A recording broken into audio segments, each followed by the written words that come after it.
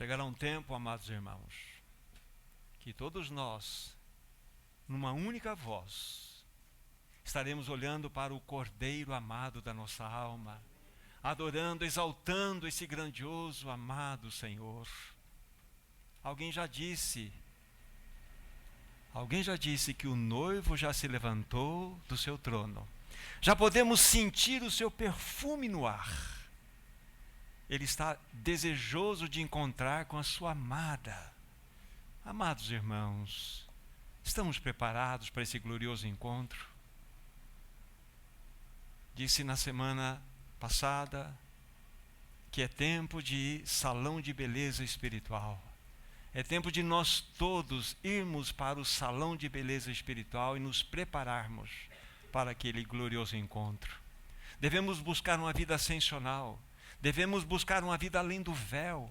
Devemos buscar a face daquele que é o amado da nossa alma. Querido irmão, querida irmã, que privilégio nós temos. Que o Espírito Santo nos socorra nessa noite. Que Ele fale pela sua palavra. Que Ele traga o seu falar no nosso coração. Vamos orar. Bondoso Pai Celestial, no precioso nome do Teu bendito Filho, Jesus, nós Te pedimos, conceda-nos espírito de sabedoria e de revelação, ilumina os olhos do nosso coração, para compreendermos a Tua palavra, que o Teu falar penetre de modo profundo em nossas vidas. Assim oramos no precioso nome de Jesus. Amém, Senhor. No último domingo eu concluí a mensagem dizendo algumas coisas e queria rapidamente colocar e vocês vão entender o porquê. Nós mostramos em destaque aqui, fundamentados em Colossenses no capítulo 1, a partir do versículo 15, as belezas que há na pessoa gloriosa de Cristo.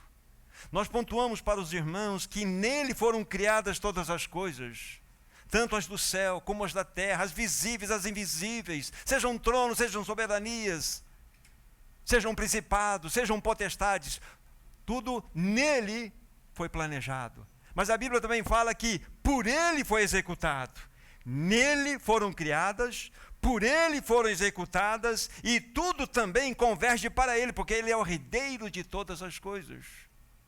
Mais do que isso, nós falamos para os amados irmãos, que nele tudo subsiste. Ele não é somente o criador desse universo, mas ele é o sustentador do universo. Tudo gravita em torno de Cristo Jesus. Esse universo não se explica por uma teoria científica, e sim por uma pessoa chamada Jesus Cristo. Disse aos irmãos que se nós fatiássemos esse universo em centímetros quadrados, nós iríamos ver em cada pedacinho desse universo, que tem mais de 93 bilhões de anos-luz de tamanho, nós viríamos gravados ali em cada pedacinho: isto é meu, assinado Jesus Cristo. Ele é não somente o herdeiro de todas as coisas, mas ele é o sustentador de todas as coisas. E outro detalhe que eu apontei para os irmãos é que nele reside toda a plenitude de Deus. Isso é maravilhoso. O fundamento todo do livro de Colossenses gravita em torno da pessoa de Cristo Jesus. Fala-nos da sua primazia, fala-nos da sua preeminência, fala-nos de toda a sua soberania, da sua beleza. Jesus é apaixonante, amados irmãos. Aí eu lembro-me que, ao terminar, eu encorajei os meus irmãos. Eu disse: olha, aqui foram dadas algumas impressões do coração a respeito dessa gloriosa verdade, a respeito de que tudo gravita em torno da pessoa de Cristo. E terminou a reunião e o irmão me procurou. Irmão Jota, por favor, irmão Jota, já venha para cá. E ele me disse algo muito precioso. Eu não quero falar porque a palavra está com ele nesse assunto. Ele é um estudante de hebraico e vai nos ajudar algumas coisas aqui, naquilo que ele falou para mim. Por favor. Boa noite, irmãos. Então, como o Thomas estava falando, ali em Colossenses a gente vê que tudo foi feito por ele, nele, para ele, certo? Então a gente vê que Cristo, toda a Bíblia ela é sobre Cristo. A gente vê as histórias de todos os personagens, né? Começando por Adão, depois Abel, a gente vai para Noé, Abraão, Isaac, Jacó, José. Então, todos, né? Não vou esquecer de alguns, mas todos as coisas que aconteceram nas vidas dessas pessoas, elas são sombras do que Cristo veio cumprir, certo? Se a gente pegar a primeira palavra da Bíblia, Gênesis 1:1 é ali no princípio, né? Princípio. E em hebraico é a palavra Bereshit. E lá em Colossenses 1, a gente vê que Colossenses 1:18, então Colossenses 1:18 vai dizer ali, ó, ele é o cabeça do corpo da igreja, é o princípio. Então Cristo, então a primeira referência de Cristo na Bíblia já está em Gênesis 1:1, na primeira palavra da Bíblia já é sobre Cristo, o princípio. Aqui Colossenses diz que ele é o princípio. Se a gente pegar a última palavra da Bíblia, se vocês forem lá em Apocalipse 22, a última palavra da Bíblia é amém. Talvez algumas Bíblias vão estar amém, algumas não vão estar amém. Alguém tem alguma Bíblia que não está o amém ali no final? Algumas Bíblias não tem amém, né? Algumas Bíblias têm o amém. Isso é por causa depende da tradução, qual tradução que a sua Bíblia é feita. As Bíblias que são feitas do texto receptus têm o amém. As Bíblias que são feitas a tradução do texto crítico, ela não vai vir o amém. Mas a maioria dos manuscritos grego, ele contém o amém lá. Então, a última palavra da Bíblia é amém. Em Apocalipse 3:14, se você abrir a linha Apocalipse 3:14, vai falar...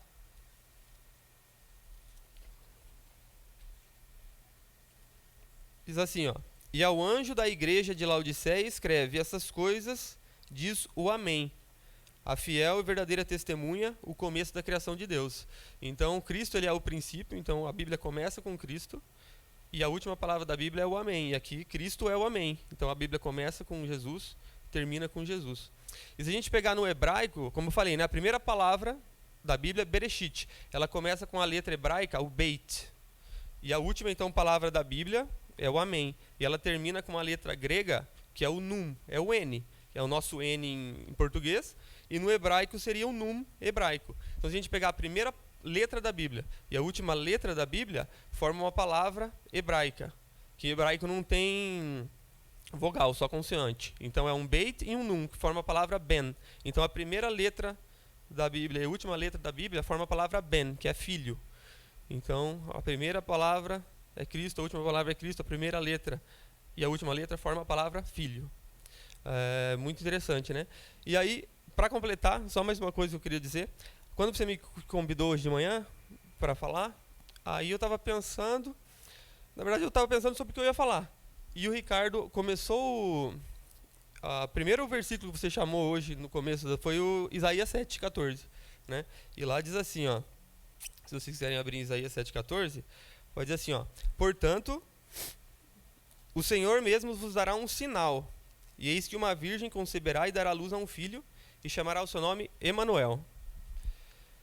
Então, qual que é o sinal aqui? O sinal é que uma virgem conceberia, certo? É um sinal que a gente ia saber quem que é o Cristo, o Salvador, certo? Só que aqui, ele é o sinal explícito aqui, mas tem um sinal aqui que é implícito, que está escondido no hebraico. A palavra sinal, em hebraico, ela é composta por 3 letras hebraicas. É o Aleph, o Tav, e no meio é um Aleph, um Vav e um Tav. São os nomes das letras hebraicas, certo? Então a gente sabe que Cristo ele é o primeiro e o último. Ele é o Alfa e o Ômega. Só que no hebraico, o primeiro e o último é o Aleph e o Tav. E a palavra sinal é um Aleph, um Tav, só que no meio tem um Vav. Essa é a palavra sinal em hebraico. E as letras em hebraico, esse hebraico moderno que a gente tem hoje, elas é uma escrita, é uma letrinha. Só que antigamente, no paleo-hebraico, elas eram umas imagens, eram uns símbolozinhos que eles faziam. Então, provavelmente, quando Moisés escreveu o Pentateuco, ele escreveu com esses símbolos, não era com as letras que a gente tem hoje, nessa letra moderna. E cada letra, ela tinha um significado. O Aleph, o significado dela é o líder, que é a primeira letra. O Tav, o significado dela é uma cruz, porque o Tav é um T, é uma cruz. E o Vav, ele é como se fosse um prego. E o significado da letra era um prego. Então, a palavra sinal é o líder pregado na cruz. É isso que eu queria falar hoje. Amém. Amém. Vocês percebem? Coisa linda. É lindo demais. Jesus é lindo. A palavra de Deus é tão bela, tão maravilhosa, que ela cativa o nosso coração. Ela impulsiona o nosso ser a buscar mais e mais. Por isso que eu tenho colocado para os meus irmãos a leitura dos livros que nós temos estudado. E no mínimo 30, 40 vezes, se nós devemos nos deter em cada leitura. Porque é a partir dessa quantidade de leitura que a palavra começa a conversar com você. Então nós devemos ser leitores da palavra de Deus para que ela fale ao nosso coração. Então louvado seja Deus, tudo começa em Cristo, tudo termina em Cristo, tudo está gravitando em torno de Cristo Jesus, nosso amado Senhor. Vamos tomar então nossas Bíblias, livro de Colossenses, e vamos ler uma porção aqui, capítulo 3, do versículo 1 ao versículo 4, e já vou dizer qual é a direção que teremos aqui com os irmãos. Colossenses 3, de 1 a 4. A palavra de Deus assim diz: portanto, se fostes ressuscitados juntamente com Cristo, buscai as coisas lá do alto, onde Cristo vive, assentado à direita de Deus. Pensai nas coisas do alto, não nas que são aqui da terra, porque morrestes e a vossa vida está oculta juntamente com Cristo em Deus. Quando Cristo, que é a nossa vida, se manifestar, então vós também sereis manifestados com Ele em glória. Até aqui o nosso tempo de leitura. O encargo, como os meus irmãos já sabem, estamos meditando no livro de Colossenses. Essa é a parte de número 4 já, que nós temos tido com os irmãos. E como eu tenho dito já em outros momentos, outras sessões, é que o tema central dessa carta envolve o quê? A supremacia, a preeminência, a primazia, todo o foco, todo o farol está colocado na pessoa gloriosa de Cristo Jesus. Isso é maravilhoso. Tudo gravita em torno de Cristo Jesus. Mas para que nós pudéssemos tocar um pouco melhor essa carta, o que nós fizemos? Nós pegamos esses 4 capítulos e dividimos em 8 mensagens, para facilitar o nosso andar por todo esse livro. Há várias formas de nós estudarmos o livro. E uma delas é essa que nós estamos aplicando para os irmãos aqui. Então, a primeira divisão, fala-nos da pessoa e da obra de Cristo Jesus. Já trabalhamos com os irmãos aqui. A pessoa e a obra de Cristo Jesus. A segunda, a mensagem que nós também já trabalhamos com os irmãos, fala-nos da heresia dos colossenses, que de forma clara mostrou-nos até o porquê que Paulo escreveu essa carta àqueles irmãos em Colossos, porque eles estavam sendo atacados por falsos mestres que estavam trazendo aí uma heresia gnóstica para dentro do seio da igreja. Aí a terceira mensagem que nós vamos nos deter um pouco hoje fala-nos da união do cristão com Cristo, é a nossa união com Cristo, é onde nós vamos nos deter o tempo que nós estivermos juntos nessa noite. A quarta mensagem importante que nós vamos estar tratando posteriormente fala-nos de tratarmos com seriedade a questão do pecado. Lembro que na primeira mensagem que eu trouxe para os irmãos, eu já coloquei todos os textos referentes a essas divisões. Então não estou aqui me preocupando em colocar os textos e apenas fazer os tópicos gerais daquilo que nós estamos tratando com os irmãos. Então, o quarto ponto seria tratando com seriedade essa questão do pecado. A quinta mensagem fala-nos da nossa vida de testemunho. A sexta mensagem fala da nossa vida familiar e também da nossa vida profissional. A sétima mensagem fala-nos da prática da oração e, por fim, a oitava mensagem, última, fala-nos da nossa comunhão entre os irmãos. Então, todas essas realidades nós encontramos espalhadas em Colossenses. Então, é uma carta de extrema riqueza para nós. E hoje, com a ajuda do Senhor, com a ajuda dele, nós vamos avançar um pouco e destacar esse terceiro ponto, que é a nossa vida de união com Cristo, ou a vida de união do cristão com Cristo. É um assunto extremamente significativo. E eu espero que diante do Senhor, o Espírito Santo abra o nosso coração e entendimento para recebermos tudo aquilo que vamos estar colocando diante dos irmãos aqui. para que nós possamos receber dessa palavra. É um assunto extremamente importante. Agora, eu preciso, antes de entrar propriamente dito nesse assunto, eu preciso colocar aqui alguns pensamentos que referem-se exatamente à realidade da cristandade atual, em linhas gerais. Em linhas gerais. Não vai aqui nenhum tipo de espírito de crítica pelo que eu vou falar, mas apenas uma mostragem de uma realidade, de um diagnóstico que é perfeitamente fácil de nós enxergarmos. O que nós estamos vendo diante de nós? Queridos irmãos, na realidade, um grande número de cristãos encontram-se profundamente exaustos, falando de modo espiritual. Estão cansados de provarem um mecanismo de uma religião morta. Estão gemendo, estão morrendo de fome espiritual. E muitos destes até fazem parte daqueles que servem o Senhor na obra. Esta é uma realidade que nós estamos vendo diante dos nossos olhos. Muitos conhecem a doutrina e até professam, aqueles que deram um avanço a mais: eu estou crucificado com Cristo e vivo não mais eu, mas Cristo vive em mim. Confessam a sua inclusão na morte e na ressurreição em Cristo. Mas quando vamos perceber e constatar, as suas vidas estão áridas, sem sentido, vivendo fracasso em cima de fracasso. Muitos que conhecem a palavra de Deus, de fato, estão gemendo. Estão áridos no seu coração, porque falta alguma coisa. Não há o frescor de vida. Não há o frescor. Não há aquela revelação fresca da pessoa de Cristo no coração. É isso que nós estamos vendo, pelo menos é a minha percepção. E aí nós levantamos a seguinte pergunta: o que está acontecendo? Surpreendam com a colocação, a minha percepção. A grande maioria desses irmãos está, de fato, vivendo um cristianismo sem Cristo. Aí você olha para mim: como assim, vivendo um cristianismo sem Cristo? Fizeram do cristianismo apenas um exercício intelectual, uma fórmula sentimental. Frequentam as reuniões, cantam ao Senhor, têm comunhão com os irmãos, mas continuam áridos, secos. Suas vidas não têm sentido.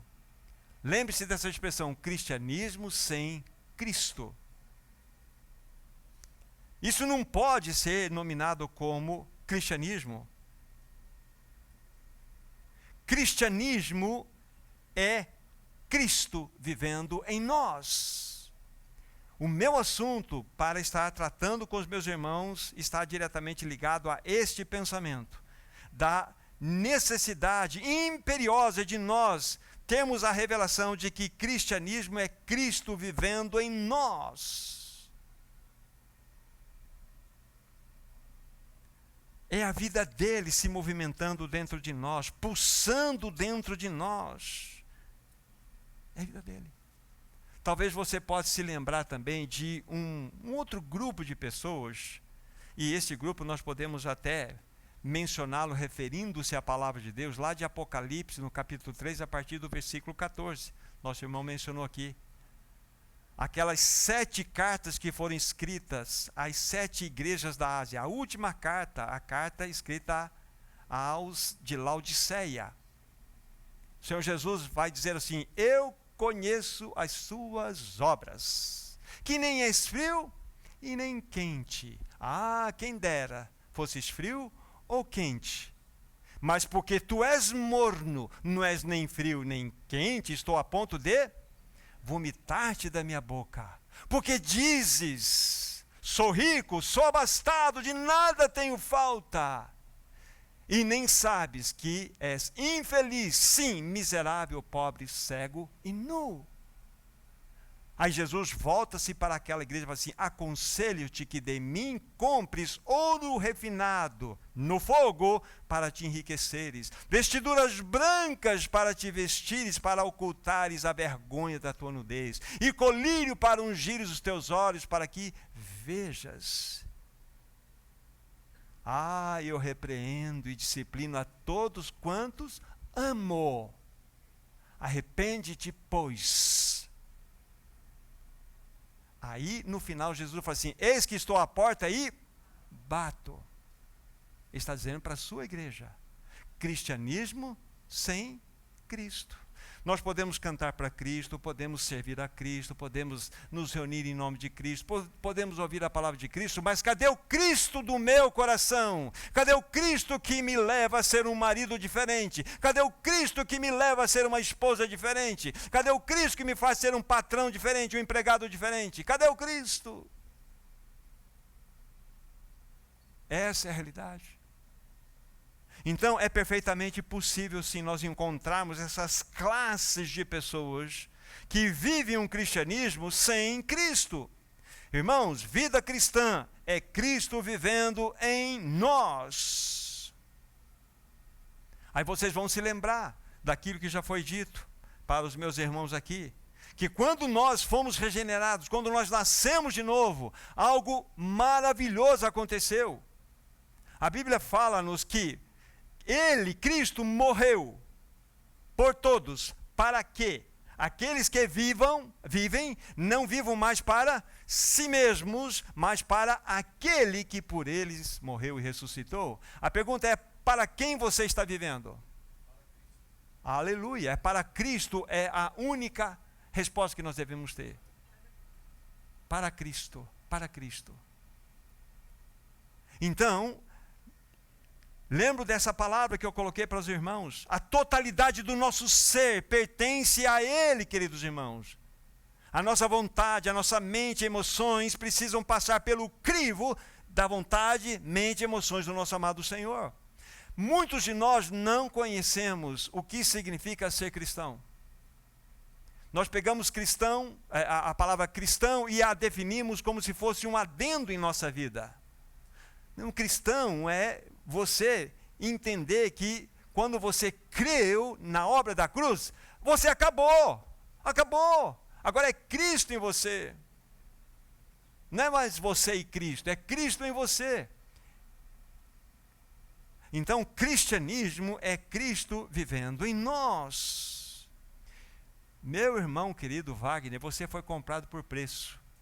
Não foi nem por ouro, nem por prata, nem por pedras preciosas. Foi pelo sangue do Cordeiro. Ele te amou tanto, meu irmão, mas tanto, que aquelas marcas na cruz, nas suas mãos, permanecerão pela eternidade, por amor a você.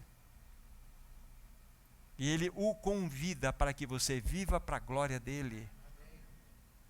Vamos ver o testemunho de Paulo. Filipenses capítulo 1. Lembre-se, o nosso tom maior da mensagem, né, dentro do estudo de Colossenses, é falarmos da nossa vida de união com Cristo.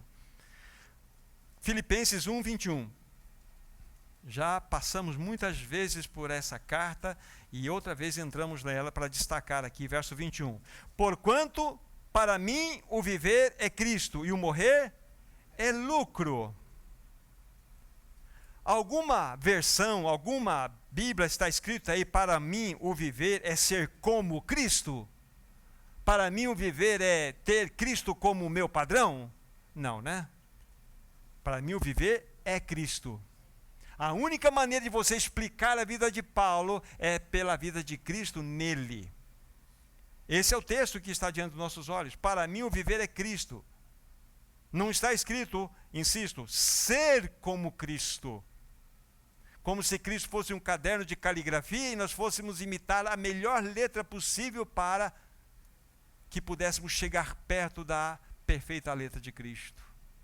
Não, para mim o viver é Cristo. Vida cristã é uma vida de substituição.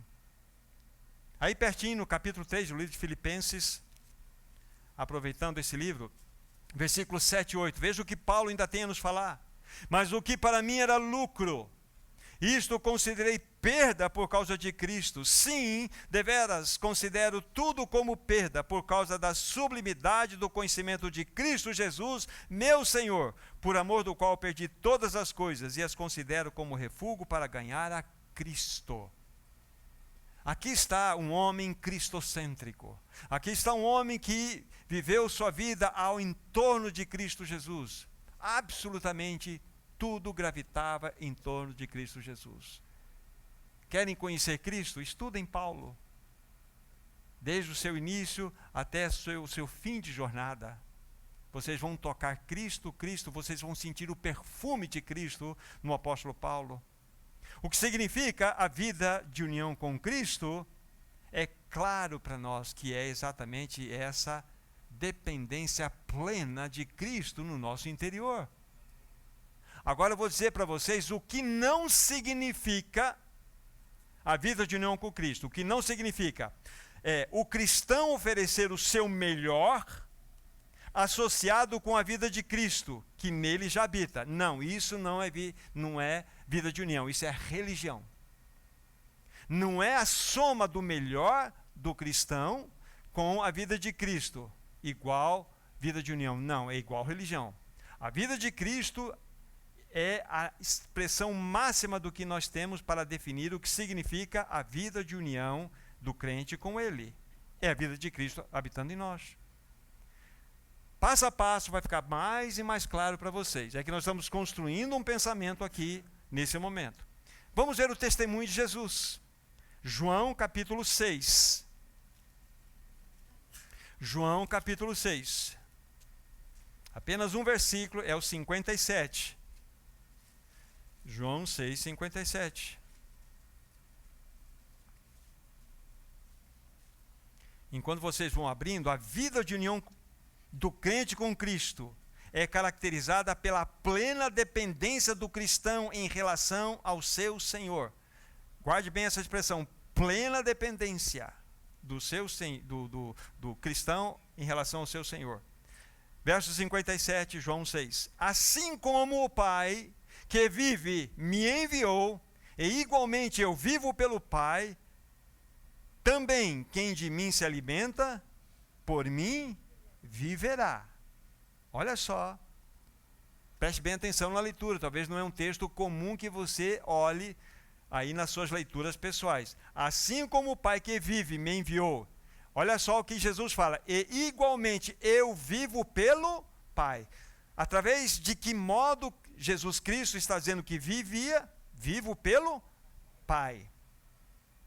Aí diz assim, também quem de mim se alimenta, por mim viverá. Agora, vamos avançar um pouquinho nesse pensamento. Tá? O Senhor Jesus, ele viveu uma vida 100% dependente do seu Pai. Vocês concordam? Sim. Amém. Amém, é isso mesmo. A Bíblia fala assim, eu desci do céu, não para fazer a minha vontade, mas a daquele que me enviou. Isso não é dependência? Havia algum problema com a vontade de Jesus? Lógico que não. Mas é uma vontade que perfeitamente uniu-se à vontade do Pai. E Jesus, como homem perfeito, ele se submeteu completamente ao seu Pai. Isso é vida de união. Isso é vida de união. Então o Senhor Jesus viveu uma vida de 100% de dependência com o Pai. Aí outro texto que diz assim, uma comida, a minha comida consiste em fazer a vontade do meu Pai. Então Jesus tinha um apetite, ele tinha um anseio, algo que gerava energia, prazer nele, era fazer a vontade do seu Pai. O que o alimentava era a vontade do seu Pai. Um outro texto, né? Eu citei João 6,38, eu citei agora João 4,34, e vou fazer menção, não estou abrindo lá, João 5,30. Eu nada posso fazer de mim mesmo. Jesus dizendo essas impressionantes palavras. Eu nada posso fazer por mim mesmo. Nada. Como assim? Porque isso mostra-nos que o Senhor Jesus Cristo vivia uma vida de união com o Pai. Uma plena união com Ele. O que agradava o coração do nosso amado Senhor era fazer a vontade do seu Pai. Então, o que é uma vida de união com Cristo? O que é uma vida de união do cristão com Cristo? Parado aqui, vamos pegar o exemplo. Qual foi a vida de união que Cristo teve? Com o seu Pai. Eu não vim fazer a minha vontade, sim a do meu Pai. Era o que gerava prazer. Essa é a realidade. Então, o Senhor está nos mostrando, sabe, dentro da sua palavra, a necessidade de que nós coloquemos a nossa atenção no que realmente representa para nós essa expressão, vida de união com Cristo. A pergunta importante, como então nós podemos viver uma vida de união com Cristo? Lógico, conforme João 6,57. O que acabamos de ver lá. Da mesma forma que Jesus vivia pelo Pai, alimentava-se do Pai, nós devemos viver do Filho, alimentar-nos do Filho, para que tudo seja procedente do Filho em nós, para que mais de Cristo cresça na Isabel e a Isabel diminua, mais de Cristo no Paulo e o Paulo diminua, para que essa realidade vá se tornando de fato uma experiência de todos nós. Conforme João 6,57, nós podemos ver um caminho de como nós podemos, pelo menos até o momento, compreender o que significa a vida de união com Cristo. Depois nós vamos para o caminho prático para os irmãos. Vai ficar fácil, espero no Senhor, para que nós entendamos esta realidade. Agora, numa outra linguagem, como que nós podemos conhecer um pouco mais sobre essa realidade de nossa vida de união com Cristo? Vamos pegar Efésios agora, capítulo 4. Efésios, capítulo 4. Apenas um versículo. Efésios 4, versículo 20. Muito significativo esse texto aqui. Diz assim a palavra de Deus: mas não foi assim que aprendestes, diz a minha versão, a Cristo. Talvez a maioria das versões trazem esse azinho aqui. Mas o tradutor da Bíblia, eu creio que ele, talvez para dar sentido à frase, ele acrescentou esse a que não existe no original. No original está escrito assim: mas não foi assim que aprendestes Cristo. Mas parece, vou aprender Cristo, não, é respeito. Será que não é a respeito de Cristo? Não é sobre Cristo? Não é a Cristo? Não, no original, não foi assim que aprendestes Cristo. Aí você fala, mas como que nós vamos entender isso? Como que vamos entender? Para que nós discernamos o que significa uma vida de união com Cristo, esse ponto aqui é extremamente significativo para nós. Aí vocês perceberam, pelo que eu falei, esse azinho muda completamente o sentido. Porque aprender a Cristo, ou sobre Cristo, ou a respeito de Cristo, então, nós temos Cristo como aquele que nós vamos analisar, aquele que nós vamos estudar, e vamos ver tudo aquilo que vamos aprender a respeito dele, e vamos, de fato, vamos aprender algumas coisas. Mas a Bíblia não está permitindo isso aqui na interpretação. Então, você não vai aprender coisas sobre Cristo, você vai aprender o próprio Cristo. Isso é cristianismo. Então, nós precisamos da ajuda do Senhor para compreender aqui os passos seguintes. Tá? Vamos guardando isso no coração. Sabe uma coisa que a Bíblia fez? A Bíblia fala de predestinação. Fala de predestinação. E nós vamos abrir lá em Romanos capítulo 8, versículo 29. A Bíblia fala de uma predestinação gloriosa. Mas não tem nada a ver com a predestinação para os eleitos que serão salvos e a predestinação para os reprovados que serão lançados no lago de fogo. Não tem nada a ver com isso. Aliás, vou fazer um parêntese aqui. Todas as vezes que você for estudar sobre eleição e predestinação, comece do seguinte ponto: a predestinação e eleição é pós novo nascimento. Você foi predestinado sim, você é um eleito em Cristo sim, a partir da salvação. Você não é predestinado para a salvação. Você não é eleito para a salvação. E ninguém é eleito para a reprovação. Isso não tem fundamentação bíblica. Tem fundamentação teológica. Então, Romanos capítulo 8. Versículo 29.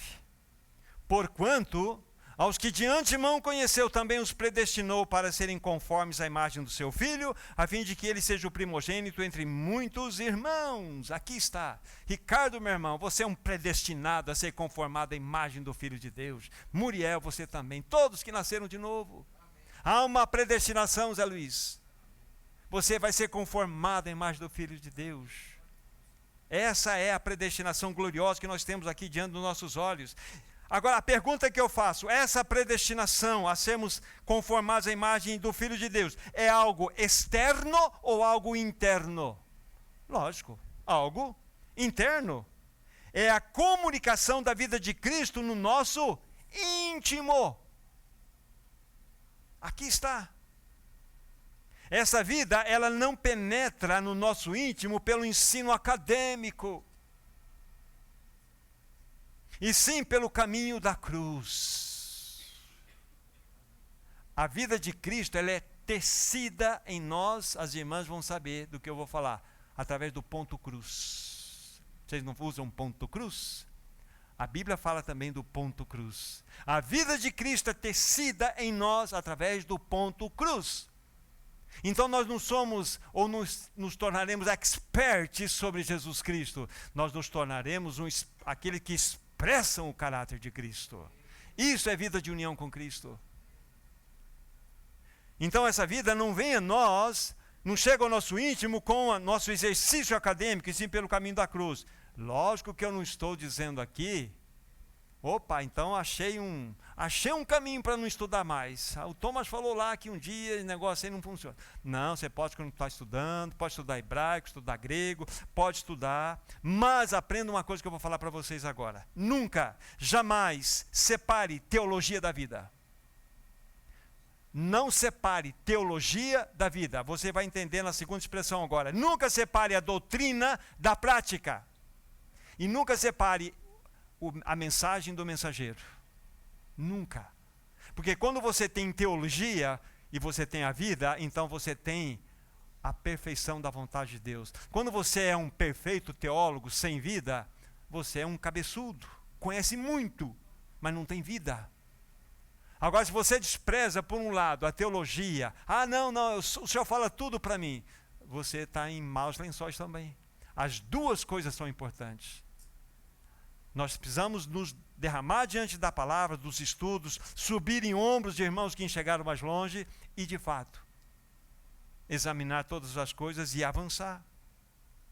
Então está claro para os meus irmãos, sem o caminho da cruz é impossível vivermos uma vida de união com Cristo. O Senhor Jesus andou no caminho da cruz enquanto esteve aqui, mas é lógico, ele teve duas cruzes. A objetiva, aquela que ele sozinho, quando ele foi para o Calvário, enfrentou. Deixa eu fazer até um parênteses aqui, irmãos, porque algumas pessoas talvez precisam ouvir isto.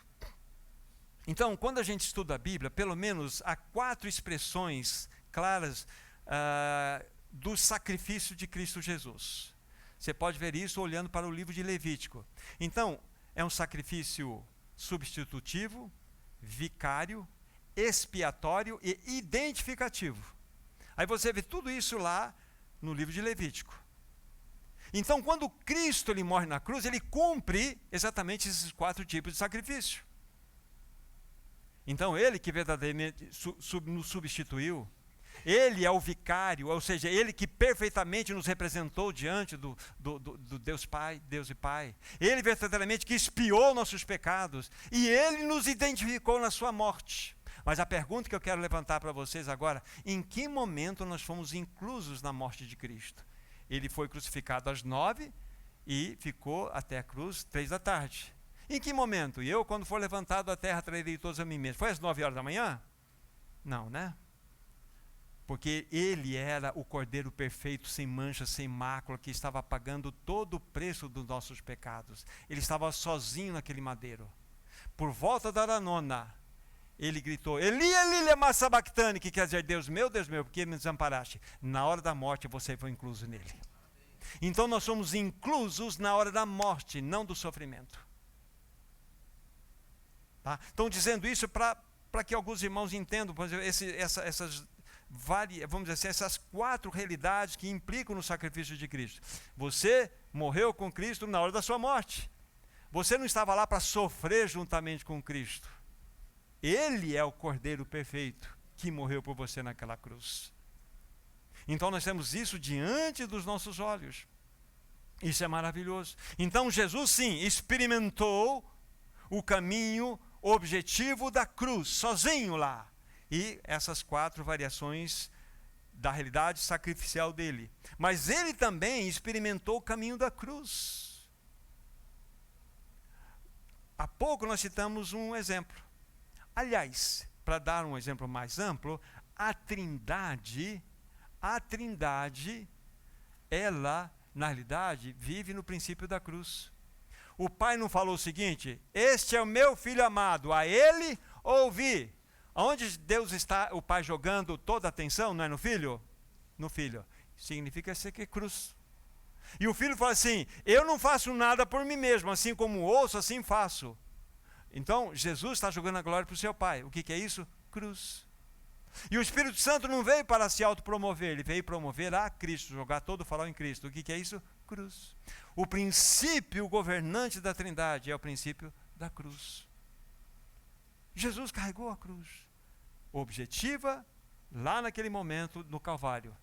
Mas ele também carregou a sua cruz subjetiva, que você e eu precisamos carregá-la.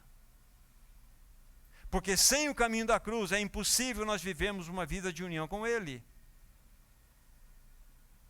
Vocês lembram que o nosso texto base que eu apresentei para vocês, diz lá, portanto, se fostes ressuscitados juntamente com Cristo, buscai as coisas lá do alto, onde Cristo vive, assentado à direita de Deus. Pensai nas coisas do alto, não nas que são aqui da terra, porque morrestes e a vossa vida está oculta juntamente com Cristo em Deus. Não é isso que está escrito lá? Quando Cristo, que é a nossa vida, se manifestar, então sereis manifestados com Ele em glória. Então, o que representa aquela leitura básica nossa? Vida de união com Cristo. É quando você prova essa realidade. Agora vamos ver mais textos para que isso fique mais forte no seu coração. Agora eu quero que você abra comigo. Gálatas capítulo 4. Gálatas 4. Versículo 19.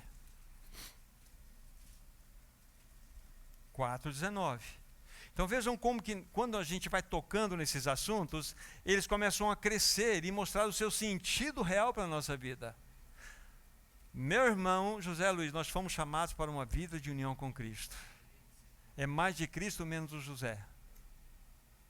Só Cristo, só Cristo. Não é o lado bom do José mais Cristo. Não, o José não tem lado bom não, nem Thomas. O meu lado bom e o meu lado mal foi crucificado em Cristo. Você sabe por que o homem faz bem e mal ao mesmo tempo? Como era o nome do fruto da árvore que Deus havia proibido que o homem não comesse daquele fruto? A árvore do conhecimento do bem e do mal. Então nós temos os homens maus, nós temos homens bons, mas nós temos os mais ou menos. Essa é a realidade dessa humanidade. Mas nem bem e nem mal, nós não vivemos por esse princípio, nós vivemos pelo princípio da vida de Cristo em nós. Então o lado bom nosso, meu filho, esquece, não tem. Toda árvore foi condenada, não foi só o fruto do lado mal daquele, não, é o bom e o mal. Cristo é a nossa vida. Então, Gálatas 4:19 diz assim: meus filhinhos, por quem de novo sofro as dores de parto até ser Cristo formado em vós. Veja a angústia do coração de Paulo. Meus filhinhos, diz lá no seu original. Por quem de novo, eles já tinham sofrido dores de parto por aqueles irmãos, para que eles nascessem de novo. Para que eles tivessem a vida de Cristo, mas agora num outro sofrimento, para que Cristo fosse o quê? Formado neles. não para que eles fossem informados a respeito de Cristo, mas para que o próprio Cristo fosse formado nele.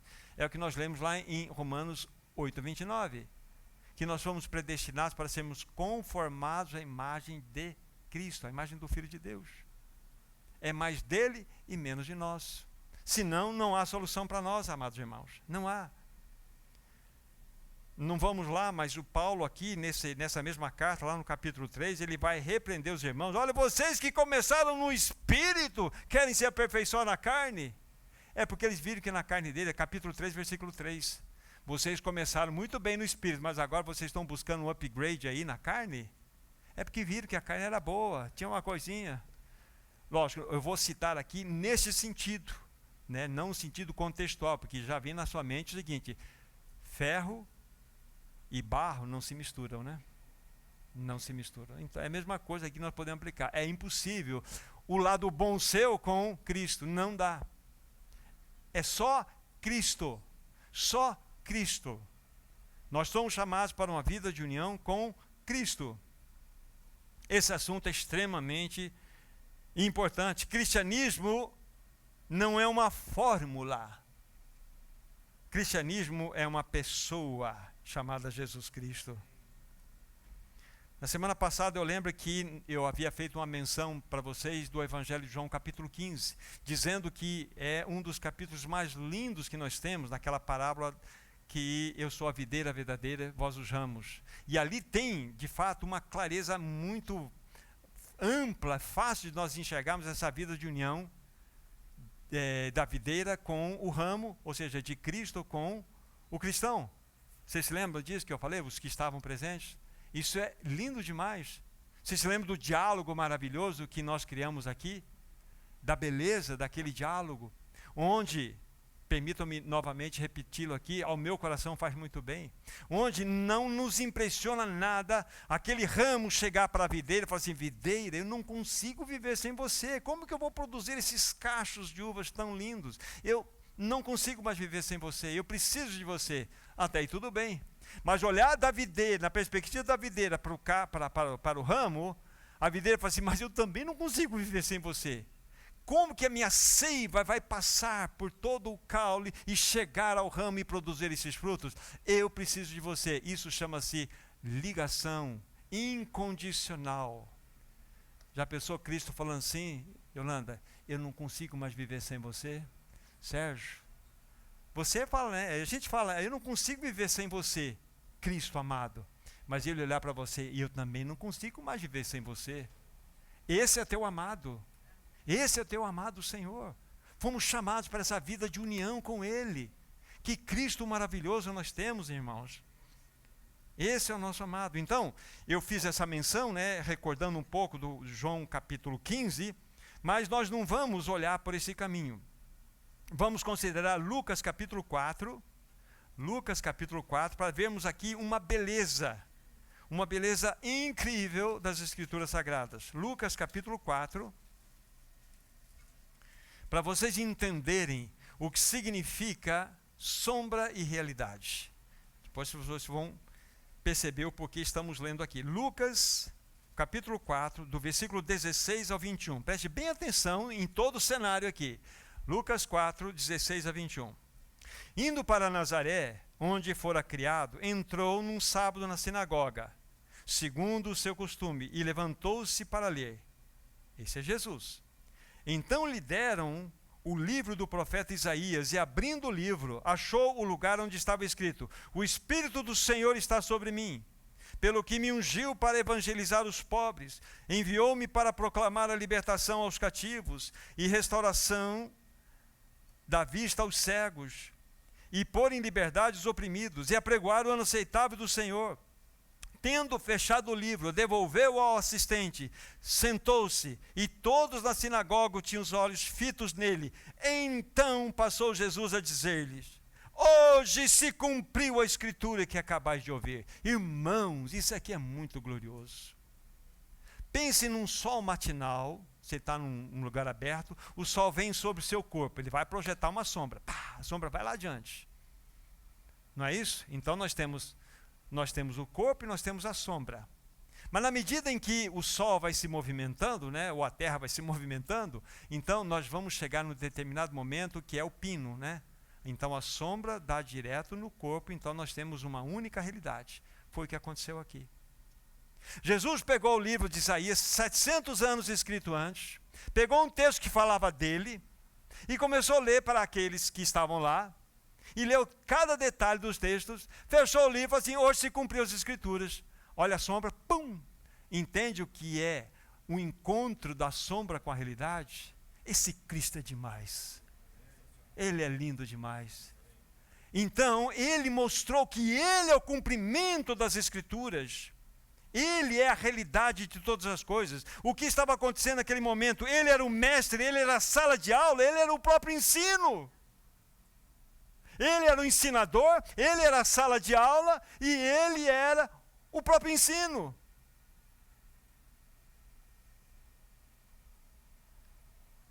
Lemos lá em Efésios, nós não aprendemos sobre Cristo, nós aprendemos Cristo. Não foi assim que aprendestes Cristo. Cristo, ele está revelado nas Escrituras Sagradas. Nós vimos hoje a beleza dessa realidade que está muitas vezes oculta aos nossos olhos, que do começo ao fim tudo gravita em torno do Filho. Segundo um estudioso da Bíblia, a cada 15 versículos nós temos uma menção direta ou indireta da pessoa de Cristo. Ou seja, a tua Bíblia é um livro biográfico. Fala de uma pessoa gloriosa, Jesus. Então nós estamos diante de algo extremamente lindo. Então Jesus é o cumprimento de todas as profecias. Vida de união do cristão com Cristo é caracterizada pela plena dependência do cristão em relação ao seu Senhor. Agora nós vamos dar um exemplo que vai, espero no Senhor que seja bastante claro a vocês. O que eu disse também para os meus irmãos em outros momentos aqui, que aprendemos muito mais do que um simples ensino a respeito de Cristo. Nós estamos aprendendo uma própria pessoa, nós estamos aprendendo a Cristo Jesus. Agora, como vamos entender isto? Vamos para Mateus capítulo 11, por favor. Como a Bíblia é demais, gente. Como a Bíblia ela é linda. Ela é apaixonante. Capítulo 11, versículo 28 e 29. E vamos ler o 30 também. Mateus 11, 28 a 30. Preste bem atenção no que está escrito aqui. Olha o convite. Vinde a mim, todos vós que estáis cansados e sobrecarregados, e eu vos aliviarei. Tomai sobre vós o meu jugo e aprendei de mim, porque sou manso e humilde de coração, e achareis descanso para a vossa alma, porque o meu jugo é suave e o meu fardo é leve. Que texto mais lindo. Quantos de nós já passamos por esse texto, fomos consolados por ele. Mas há algo que nós podemos tirar desse texto que vai nos ajudar a entender o objetivo daquilo que nós estamos colocando em pauta aqui. Como que nós vamos compreender vida de união do cristão com Cristo? Como que nós podemos verificar isto? Quando, aqui está, tomai o meu jugo, ou minha canga. Você sabe o que é jugo? Jugo é a canga. Então, isso. Então, o que acontece? Lá no Nordeste tem muito aqueles carros de boi. Normalmente você vê 2 bois na frente. E normalmente um é mais velho e o outro é mais novo. E quando eram usados os bois para levar os arados dentro desse tempo, quando se desejava ensinar um boi novo, que era vigoroso, que era indisciplinado, desobediente, fogoso, que não gostava de obediência, o que o seu dono fazia? Colocava esse boi novo na mesma canga de um boi velho. A canga é aqui, ó, essa parte da cerviz, manter baixo. Então, o que acontecia? Os bois começavam a andar, mas o boi novo queria empacar e o boi velho queria andar. Às vezes o boi velho queria parar, o boi novo queria ir. O boi novo queria virar para a direita, mas o boi velho... Vocês entendem o conflito? Então vai para lá, vem para cá, vem para lá, vem para cá, vem para lá, vem para cá. O que está acontecendo, meus irmãos? Evandro, o que está acontecendo? O boi novo está aprendendo o boi velho. O caráter do boi velho está sendo colocado dentro do boi novo, naquela prática da canga. É isso que está acontecendo. O boi novo está aprendendo uma lição, mas não foi lá na sala de aula lá dos boizinhos, ó, a partir de hoje, olha, vai para lá, 2 metros para cá. Não tinha sala de aula de boi. Era na canga. Não tinha, era na raça. Então é uma experiência prática. Então coloque o seu pescoço na canga de Jesus. Isso chama-se caminho da cruz. Vocês entendem então como que nós vamos amansar um boi forte, um boi novo forte, indisciplinado, desobediente? Coloque na canga de um boi velho, experiente, calejado e manso.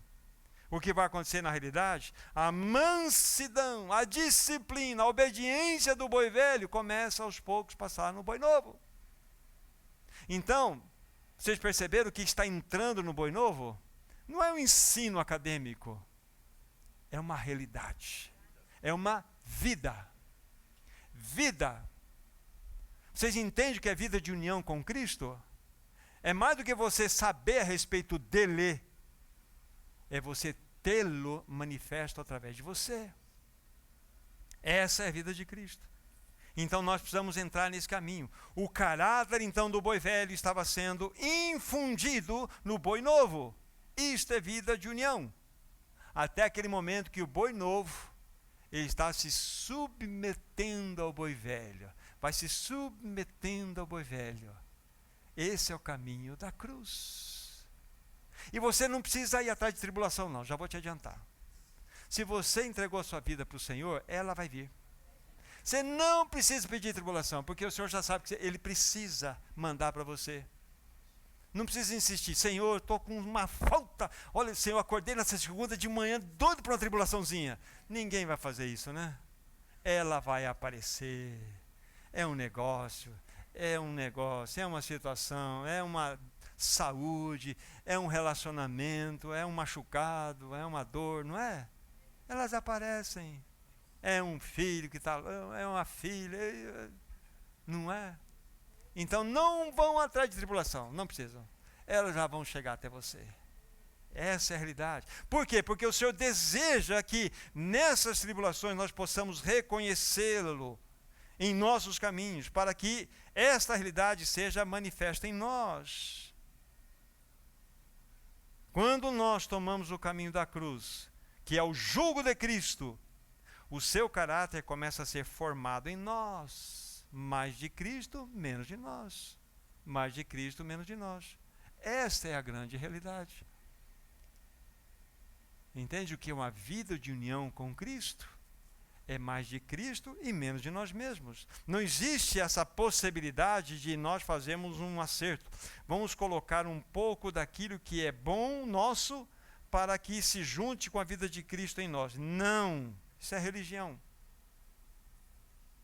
Então, vocês perceberam, nós temos que desaparecer, né? Mas a beleza de tudo, aquilo que eu já tenho falado para vocês, na medida em que você está assentado no lugar mais elevado desse universo, ou assentado não, você está colocado na posição mais elevada desse universo, que é servo, escravo. Você começa a aprender o que significa plena liberdade, o que significa pleno gozo. Quando você é totalmente submisso, dependente do seu Senhor, você vai gozar de uma plena liberdade. Liberdade não é fazer o que você quer, a hora que você quer, com quem você quer, ir onde você quer, não dar satisfação para ninguém. Eu sou livre, eu vou onde eu vou onde eu quero, eu como o que eu quero, eu bebo o que eu quero, eu fumo o que eu quero, e você é um escravo. Você só faz o que tua carne demanda. Livre é aquele que fala assim, eu posso, mas eu não faço, porque algo maior está dentro de mim, chamado Cristo Jesus. Cristo. Então, quando nós conhecemos Cristo, então nós começamos a desfrutar de uma vida de união. Então, há esperança para nós. Muitos de nós, cansados, áridos, sabe, um cristianismo que não faz sentido, porque você está tentando, não vai dar certo mesmo. Cristianismo é Cristo vivendo em você. Pelas manhãs, fala: Senhor, venha assumir o meu coração. Eu quero verdadeiramente que tu venhas me governar. Tu sabes que eu tenho um dia pela frente, tantos desafios. Vá diante de mim. Ajuda-me, Senhor. E passo a passo, o Senhor vai se revelando. Irmãos, isso não acontece automaticamente. A Bíblia está cheia de exemplos, mas nós temos que iniciar. Nós temos que dar esse passo inicial para que nós possamos avançar. O Senhor tem nos chamado para uma vida de união com Ele. Cristo deseja crescer em nós para que nós possamos diminuir, irmãos. Essa é a realidade. Então, tome o jugo, coloque o seu pescoço, a sua cerviz, a dura cerviz na mesma canga de Cristo. Isso é cruz. E Ele vai te conduzir. Ele vai te conduzir. Então, busquei da melhor maneira possível trazer para os meus irmãos o que significa aquela realidade, né, de estarmos ressuscitados com Ele, buscando as coisas do alto. Na realidade, o que significa pensar nas coisas de cima? Significa que nós não olhamos mais para nós mesmos. Estamos completamente entregues, consagrados a Ele. Nós não mais nos pertencemos, amados irmãos.